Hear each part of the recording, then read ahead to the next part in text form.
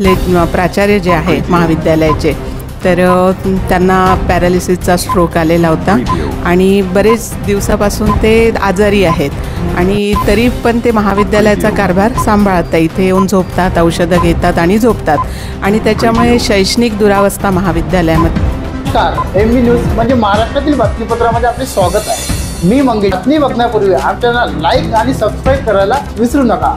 तर पाहूया आजची विशेष बातमी. अमरावती जिल्ह्यातील चांदूर रेल्वे शहरातील मदन गोपाळ मुंदडा महाविद्यालयात पुन्हा वाद आला चव्हाट्यावर. यापूर्वी सुद्धा मदन गोपाळ मुंदडा महाविद्यालयात अनेक वादविवाद घडले आणि आता पुन्हा वाद घडला असता मदन गोपाळ मुंदडा महाविद्यालयात प्रशासक मनोहर कुंभारे यांनी अमरावती सहसंचालक उच्च शिक्षा विभागाच्या आदेशानुसार चांदूर रेल्वे येथील कार्यालयाचा ताबा घेतला.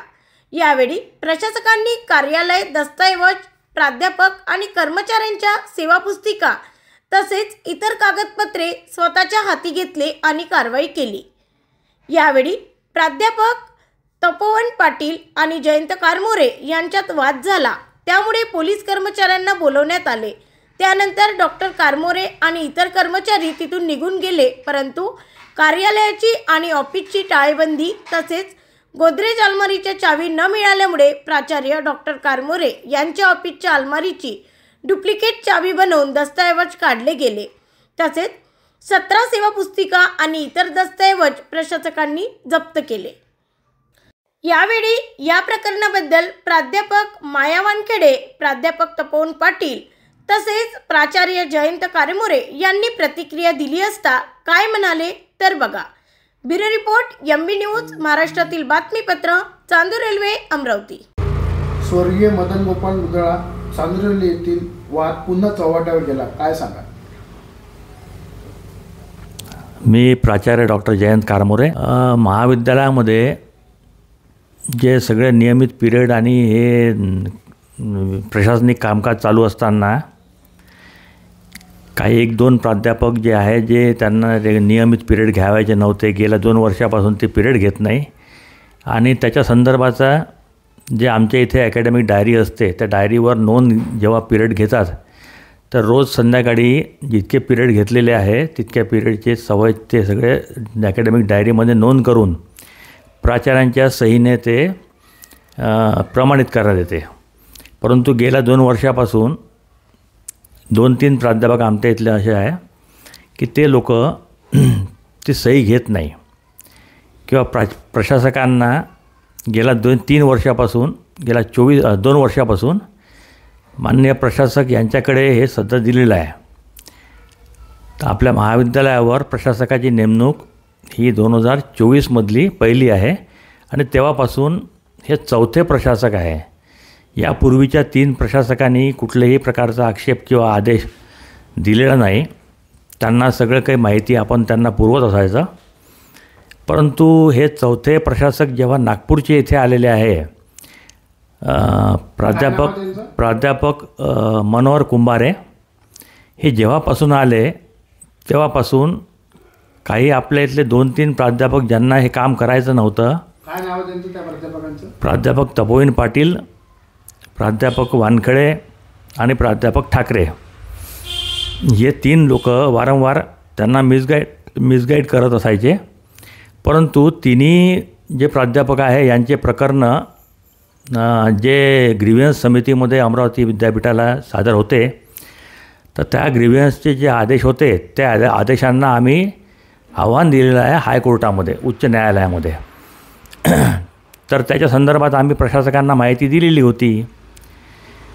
परंतु प्रशासक ते सगळं कानाडोळा करत ते प्राचार्य या नात्याने माझ्याकडे की पूर्णपणे सूडभावनेने आणि जातीय द्वेषाने माझ्याकडे ते त्या पद्धतीने पाहायचे आणि त्या दृष्टिकोनातून पत्रव्यवहार करण्याचा त्यांचा प्रयत्न होता हे आम्हाला लक्षात आलं. त्यामुळे जे प्राध्यापक नियमित पिरियड घेत नाही त्या संदर्भातलं तक्रारी आम्हाला विद्यार्थ्यांकडून प्राप्त झाल्या होत्या. परंतु त्या तक्रारी संदर्भातही आम्ही प्रशासकांना सांगितलं असतानासुद्धा प्रशासक काही कानावर घेत नव्हते आणि म्हणून मग ते सूड भावनेतून ते माझ्याविरुद्ध काहीतरी कारवाई करायची या दृष्टिकोनातून ते प्रयत्नरत होते. आणि गेल्या 1.5 वर्षापासून जेव्हापासून दुसरे प्रशासक आले होते तेव्हापासून जे मला एक आजाराचा थोडासा प्रॉब्लेम झाला, पण त्या आजाराचं कोणतंही निमित्त न घेता कामचुकारपणा कुठेही केलेला नाही किंवा सुट्या घेतलेल्या नाही. आणि असं नसताना त्यांनी जाणीवपूर्वक प्राध्यापक तपोवन पाटील हे म्हणजे वारंवार जे माहिती चुकीची सांगतात, तर त्यांनी जो एक प्रयत्न केला की त्यांनी एक मागेही प्रयत्न केलेला होता. 5 वर्षापूर्वी त्यांनी असंच याच प्रकारे वाद निर्माण केला. आणि मला एक सांगा, तुम्हाला प्रशासकांनी एक सक्तीची सजा आणि फिटनेस सर्टिफिकेट संदर्भात तुम्हाला सध्या थांबवलेले आहे, नेमकं काय त्याच्यामागचं काय कारण आहे? नाही, कारण तर माझ्याकडनं काहीच नाही आहे. तुमच्याकडून काही नाही माझ्या झाला आहे का कॉलेजमध्ये? बिलकुल नाही. त्यांनी तपासावं ते सगळं. तर त्यांनी त्याची मागणी केली असती तर ते सगळी माहिती त्यांना दिली असती. आपण अचानकपणे हा वाद इतका मोठा प्रकोपाला का गेला? 1.5 वर्ष तुम्ही त्या खुर्चीवर बसले असते, सुरळीत कॉलेज सुरू होतं. सुरळीत कॉलेज चालू होतं. मग आता याच्या आधीच्या प्रशासकांनाही काही प्रॉब्लेम नव्हता आणि त्या संदर्भात कुठे कधी काही त्यांनी असं काही आक्षेप घेतलेला नाही आहे. आणि तरीसुद्धा यावेळेस मात्र जाणीवपूर्वक सूड भावनेतून यांनी हा निर्णय मला दिला, सक्तीच्या रजेवर पाठवलं आणि वैद्यकीय प्रमाणपत्र आणि त्यांच्या म्हणण्याप्रमाणे की मानसिकदृष्ट्या आणि शारीरिकदृष्ट्या हे सक्षम नाही आहे. मग 1.5 वर्षापूर्वीपासून तुम्ही त्या खुर्चीवर बसलेल्या आहे आणि आताच 1 ते 1.5 महिन्यात तुम्ही मानसिकदृष्ट्या आणि शारीरिकदृष्ट्या तुम्ही सक्षम राहिले नाही काय सांगा? नाही, आता हे त्यांना कसं नियमाच्या बाहेर नियमबाह्य पद्धतीने त्यांनी असं मला म्हटलेलं आहे की प्रथमदर्शनी तुम्ही मानसिक आणि शारीरिकदृष्ट्या सक्षम नसल्याचे त्यांनी सांगितले. परंतु असा कुठल्याही प्रकारचं प्रावधान या आमच्या विद्यापीठाच्या सर्व्हिसेसच्या नियमांमध्ये नाही आहे किंवा विद्यापीठाच्या नियमामध्ये स्टॅट्यूटमध्ये कुठं असं उल्लेख नाही आहे. कोणाला सक्तीच्या रजेवर अशा पद्धतीने पाठवता येत नाही. कारण मी सक्षम आहे की नाही आहे हे प्रशासक कसे काय ठरवू शकतात? तर हा नियमबाह्य प्रकार आहे आणि या संदर्भात मी उच्च न्यायालयामध्ये आव्हान करणार आहे. त्यांच्याकडून न्याय मागण्याचा प्रयत्न करणार आहे आणि त्यातून जो निर्णय येईल त्याच्याप्रमाणे आपण हे सगळं करू पुढे. आणि ज्यांना हे अशा प्रकारचे प्राचार्यांच्या कक्षामध्ये ताबा घेऊन त्यातले कुलप फोडणे आणि रेकॉर्ड ताब्यात घेणे हा जो प्रकार आहे हा हे याच्यापूर्वीसुद्धा तपोवन पाटील या प्राध्यापकाने केलेला प्रकार आहे हा. आणि ते केल्यानंतर त्यांना कुठेही न्याय मिळाला नाही. ते उच्च न्यायालयामध्ये सुद्धा गेले होते. उच्च न्यायालयाने त्याला गांभीर्याने न घेता त्यांना त्यांच्या पूर्वपदावर परत पाठवलं. आणि त्यावेळेस हे तपोवन पाटील हे संस्थेने यांना सस्पेंड केलेलं होतं. ते सस्पेंड असताना त्यांनी हा प्रकार केलेला होता. त्याच्यामुळे त्याला उच्च न्यायालयाने काही दाद दिली नाही आणि त्याच्यामुळे हे चुकीच्या पद्धती त्यांनी याच्यापूर्वी केल्या आणि तेच प्रकार आता करण्याचा प्रयत्न त्यांचा सुरू आहे. त्यांच्या उपस्थितीमध्ये, प्रशासकांच्या उपस्थितीमध्ये आणि प्राध्यापिका वानखडे मॅडमांच्या उपस्थितीमध्ये माझ्या कक्षामध्ये त्यांनी प्रवेश केला आणि निमित्त कोणतेही सांगून मग मला आतमध्ये आल्यानंतर मला थोडेसे वेगळ्या भाषेत बोलायला लागले आणि मला मग धमक्या द्यायला लागले. आणि मला प्रशासकाने आणि प्रशासकासोबत एक व्यक्ती होता, त्यांचं नाव मला माहिती नाही आहे, त्यांच्यासोबत एक व्यक्ती होता, त्यांनी मला ते धमक्या देणं सुरू केले. आणि त्यावेळेस प्राध्यापक तपोवन पाटील आणि प्राध्यापिका माया वानखडे यासुद्धा उपस्थित होत्या. त्यांच्या समक्षच मला धमक्या दिल्यामुळे मला तिथून उठून निघून जावं लागलं. आणि मी तिथून निघून गेल्यानंतर माझ्या इथल्या सगळ्या कपाटांचे कपाटं वगैरे ते सगळं फोडण्याचा प्रयत्न केला त्यांनी आणि ते फोडले आणि त्याच्यामधून सगळा रेकॉर्ड हस्तगत केलेला आहे. तर ते हस्तांतरण न करता अशा प्रकारे कपाटं फोडून त्याच्यात रेकॉर्ड त्यांनी ताब्यात घेतलेलं आहे. यापूर्वी या खुर्चीवर प्राचार्य कानमोळकर होते आणि तुमची नियुक्ती झाली. नेमकी नियुक्ती कशी झाली काय सांगा? या महाविद्यालयामध्ये प्रशासकांची नियुक्ती झालेली आहे महाविद्यालय सांभाळण्यासाठी. कारण संस्थेमध्ये बरेचसे घोळ होते आणि इथे कुठलीही वैध कमिटी नाही आहे, म्हणजे अध्यक्ष वगैरे नाही आहे. तर महाविद्यालयाचा कारभार सांभाळण्यासाठी प्रशासकांची नियुक्ती झालेली आहे आणि ती प्रशासकांची नियुक्ती शासनमान्य आहे. आणि माननीय प्रशासक मनोहरजी कुंभारे सर तर यांची नियुक्ती झाल्यानंतर ते 1-2दा महाविद्यालयामध्ये आलेसुद्धा आणि त्यांनी महाविद्यालय परिसरामध्ये पूर्ण पाहणी केली. त्यानंतर इथले प्राचार्य जे आहे महाविद्यालयाचे तर त्यांना पॅरालिसिसचा स्ट्रोक आलेला होता आणि बरेच दिवसापासून ते आजारी आहेत आणि तरी पण ते महाविद्यालयाचा कारभार सांभाळतात. इथे येऊन झोपतात, औषधं घेतात आणि झोपतात आणि त्याच्यामुळे शैक्षणिक दुरावस्था महाविद्यालयामध्ये निर्माण झालेली आहे आणि त्यांनी ते 1-2दा पाहणी केली. त्यानंतर त्यांच्या ते लक्षात आलं आणि म्हणून त्यांनी प्राचार्य जयंत कारमोरे यांना सांगितलं की तुम्ही वैद्यकीय तपासणी करून या. जर सक्षम असाल तर महाविद्यालयाचा कारभार चांगला तुम्ही सांभाळू शकता आणि नाहीतर तुम्ही थोडी सक्तीची रजा त्यांना म्हणता येईल की आराम करा थोडा वेळ आणि नंतर मग तब्येत चांगली झाली की परत तुम्ही महाविद्यालयाचा कारभार सांभाळू शकता असं त्यांचं म्हणणं होतं. म्हणून त्यांनी त्या दिवशी मला महाविद्यालयाचा कारभार सांभाळण्यासाठी पत्र दिलं आणि जयंत कारमोरे प्राचार्य यांना वैद्यकीय रजेसाठी पाठवलेलं होतं आणि त्या दरम्यान प्राचार्यांनी महाविद्यालयातल्या जे काही कपाटं वगैरे होते त्याच्या सगळ्या चाब्या ते घेऊन गेले आणि त्याच्यामुळे नाईलाजाने आम्हाला ते कपाट उघडण्यासाठी कुलप तोडावे लागले.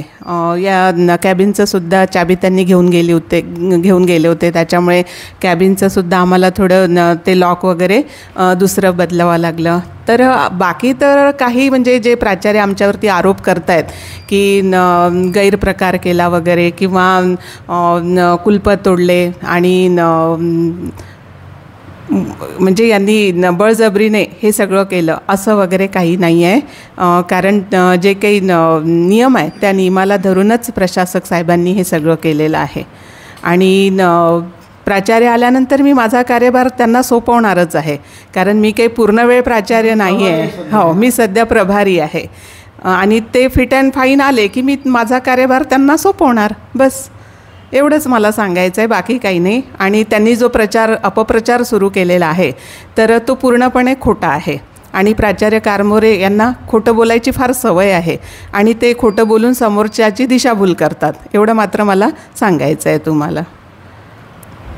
तुमच्यावर आरोप प्रत्यारोप केलेले आहे प्राचार्य कारमोरे सर यांनी का तुम्ही या ठिकाणचे कुलप फोडून दस्तऐवज बाहेर काढलेले आहे, काय सांगा?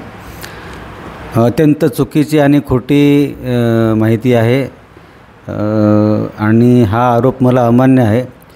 आमच्या महाविद्यालयाचे जे फुटेजमध्ये चक्क तुम्ही दिसत आहे त्याबद्दल काय सांगा? महाविद्यालयाचे जे प्राचार्य जे आहेत आता त्यांचं नाव जयंत देवराव कारमोरे हे 2 वेळा जेलमध्ये गेलेले आहे आणि त्यांच्यावर बरेचसे फौजदारी गुन्हे दाखल झालेले आहेत आणि गेल्या तेच नाही हां कपाटं फोडून त्याचं दस्तऐवज बाहेर काढलेले याबद्दल तुमचं काय? सांगतो ना. त्याच्यामध्ये असं आहे की दिनांक 19/1/2026 रोजी प्रशासक साहेबांची महाविद्यालयाला भेट झाली आणि प्राचार्य कारमोरे हे इथे झोपलेले होते. इथे ते पक्षाघातानं 1.5 वर्षापासून आजारी आहे. इथे येऊन औषधोपचार करतात. नियमित कर्मचारी जे आहे त्यांचे जोडे चपला उचलतात. अशा अवस्थेमध्ये प्रशासक महोदयांनी त्यांना वैद्यकीय तपासणीसाठी आणि सक्तीच्या रजेवर पाठवलं आणि डॉक्टर माया वानखडे मॅडम यांना प्रभारी प्राचार्याचा कार्यभार सांभाळायला सांगितलं. तर या ठिकाणी तुम्ही जे CCTVचा जो उल्लेख करत आहे तर त्यावेळेला प्रशासक महोदय जे आहेत डॉक्टर मनोहर कुंभारे सर आणि प्रभारी प्राचार्य महोदया डॉक्टर माया वानखडे मॅडम या ठिकाणी उपस्थित होत्या आणि दरम्यानच्या काळामध्ये त्यांच्या सूचनेनुसार जे काही कारमोरे जे आहे ज्यांनी सगळ्या चाव्या घेऊन इथून निघून गेले होते म्हणजे त्यांना अक्षरशः रोज त्यांचे जे सोबती आहे उचलून नेतात, त्यांना चालता पण येत नाही, ते निघून गेले सगळं इथं. म्हणून मग प्रभारी प्राचार्यांना पुढील कामकाज करण्याकरिता ते जे दस्तावेज आहे हे घेण्यासाठी कुलूप जे आहे ते उघडणे फार आवश्यक होते. म्हणून मी जे काही इथे कुलूप उघडणारे जे कुशल कामगार आहे त्यांना मॅडम आणि सरांच्या सूचनेनुसार त्यांना बोलवलं. असं कुलूप फोडण्याचा जो प्रकार आहे हे असं काही झालेला नाही आहे. सगळी कार्यवाही जी आहे ते वरिष्ठ स्तरावर सुद्धा डॉक्टर माया वानखडे मॅडम यांनी शासनाला कळवलेली आहे. कारमोरे यांना फार खोटं बोलायची आणि दिशाभूल करण्याची नेहमीची वाईट सवय जडलेली आहे आणि ते प्रशासन चालवू शकत नाही. आणि त्यांचा जो स्वभाव आहे तो मनमानी पद्धतीचा आणि ते त्यांची मानसिक स्थितीसुद्धा ठीक राहत नाही. याच्यामुळे हे काहीतरी उटपटांग गोष्टी करून ते दिशाभूल करण्याचा प्रयत्न करीत असतात. हा त्यातला एक कटाचा भाग आहे.